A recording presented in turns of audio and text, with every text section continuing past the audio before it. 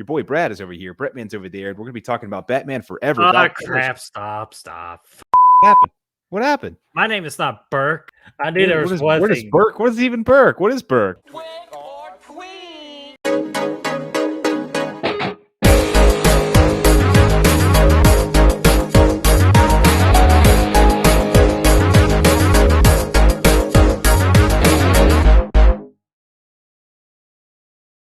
What's going on, guys and gals, and welcome to Good Real Hunting, or we're going to be hunting for the good in all the reels, so you don't have to. It's your boy Brad. The Bretman is right over there. Today, we're going to be talking about Batman Forever. If you haven't seen our first two episodes of What's Awesome About, we did Batman and Batman Returns. Those were easy, Bretman. Those were easy to find the awesome. Today, we're going to be struck with a challenge, and next week, it's going to be even worse. But there are some good, awesome things we're going to talk about in Batman Forever here today. We're stoked about it. We're going to celebrate this thing with Val Kilmer. He's Batman now. And let's get pumped about it, man. Let's just get jacked. See, I'm already flexing already, but just as Brad said, for our previous What's Awesome About videos of the Batman we've done so far, right above my head. All right, I'm done flexing, so I'm ready to talk about what is awesome about Batman Forever. The first thing I want to bring up is I just love the line of, "Can I persuade you to take a sandwich with you, sir?" I'll get drive-through. I gotta throw that in there because you know me, I just love corny jokes and all that. And trust me, with these next two movies, there's plenty of them. But okay, let's get down to the nitty-gritty. Let's talk about the first awesome thing. Nicole Kidman. First off, this is one of the most beautiful, like just Nicole Kidman just being her absolutely most beautiful and stunning and hot. And I feel like she really was into this role. So I was like buying into every ounce and every second of her on screen. So if we're talking performances here, man, I know you're probably going to get into this too, but I got to talk Tommy Lee Jones and Jim Carrey here.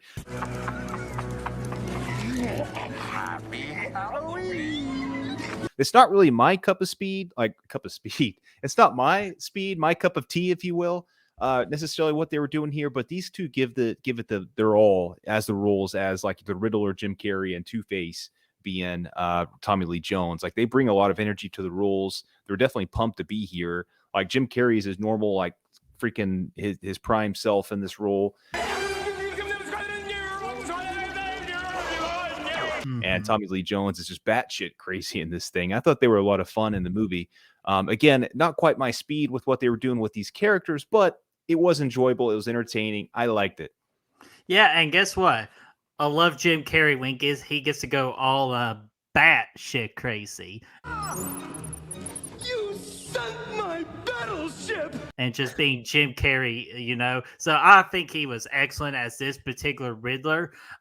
Because if Jim Carrey was this Riddler in the Batman of 2022, yeah, that probably wouldn't go over so well. But in this particular one, I thought he was astounding. Just every time you could get Jim Carrey to be Jim Carrey, you're going to get a great show, a great entertainment performance. And that is what Jim Carrey did as the Riddler. Tex, feeding off your brain.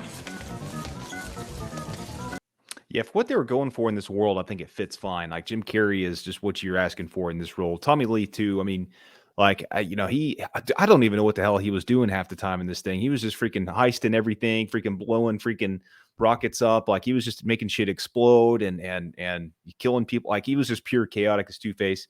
Yeah, to me, those are definitely the highest points. But I also liked whereas the Tim Burton movies, they were leaning into the comic book world, but they weren't going too far-fetched with some of the stuff. They did continue that world building a little bit here. I thought, again, there's a little bit more CGI and stuff, but I still think that some of the stuff is there. Like you actually have that feel of Gotham in this movie quite a bit, the weird statues and some of the weird buildings and stuff like that. Again, it's definitely not as well done as it was done before, but I can see what they were going for here. And, you still get that kind of vibe of Gotham here. I actually like freaking O'Donnell, man, as Dick Grayson, Robin, man.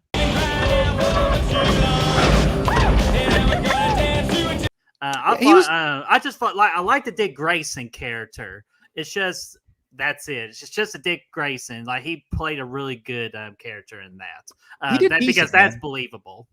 Yeah, they did some good stuff, like the the circus scene was like, there was a lot of cool stunts there and stuff. And then like, you know, I actually like the dynamic between Bruce and him in this movie, just kind of building that relationship up, adding Robin to this world, and kind of making this world a little bit bigger. I thought was cool. This acrobat turned orphan likes Saturday morning cartoons and dreams one day being bare naked with a girl. You do get a lot more Bruce Wayne in this movie than you got in the last 2 installments. Like Val Kilmer is barely, even though he didn't come back because he wasn't a fan of this bat suit, which was a cool suit. This bat suit was like, it was a nice upgrade from the last 2. I think it looked cool.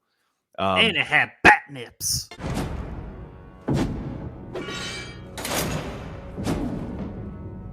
Yeah, we're definitely trending in that bat nip territory here, and it goes full tilt in the next one.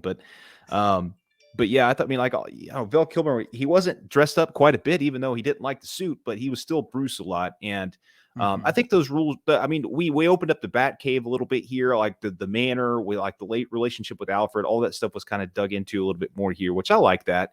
And alongside that is the freaking Batmobile was freaking badass in this thing too. It did all kinds of crazy shit. Like it was definitely like way beyond realism. Like, you know, it takes more steps into a comic book world, but even way freaking the other end. But it was cool. It was entertaining. Yeah, hell yeah. And speaking of entertaining, one of my favorite scenes in this movie for entertainment standpoint is the Street Gang fight.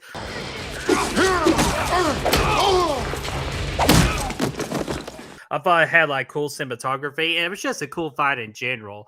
Just to see what freaking Robin becomes like right before Robin is actually a thing, and you know, Batman saving the day, and everybody just getting scared shitless and all that. And then the last thing I really think what's awesome about this movie is some of the kind of like the DC references they threw in there. They threw in a Metropolis reference, kind of like, you know, with Superman.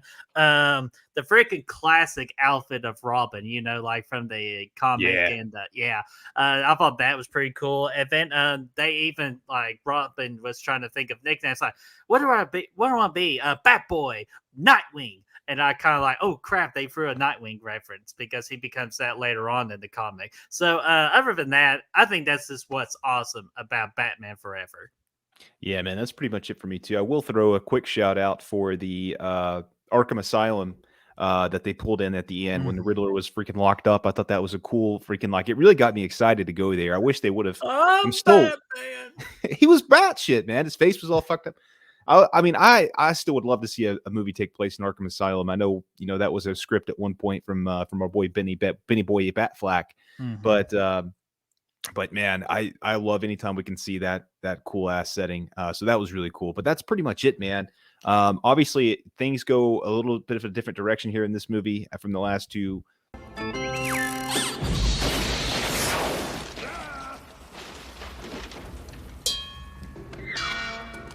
It's got some decent, you know, stuff to it. But yeah, I mean, that's it for me.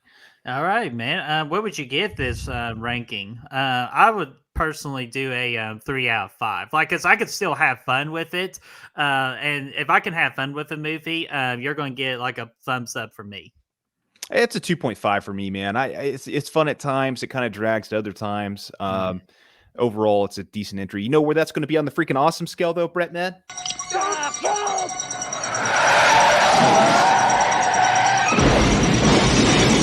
As cool as Ben Tramer's Halloween Night. And you know he's looking forward to the freaking next week, too, where we meet the Iceman. It's going to be awesome. Mr. Freeze. We're going to kick some ice and all kinds of stuff. But that's it for today. And Ben Tramer needs to chill. And speaking of chilling, we hopefully you all had a chilling good time. And we want to know what you think what's awesome about Batman Forever. Just drop it in that comment section down below. Let's get that discussion rolling.